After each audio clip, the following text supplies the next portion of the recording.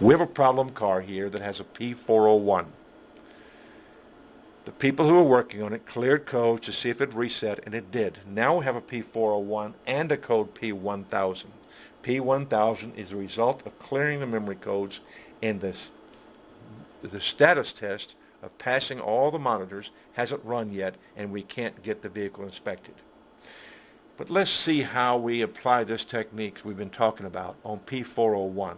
P1000 can be fixed by running the car for about 35 minutes. We need to know what information was stored when this code was set. The computer sets freeze frame data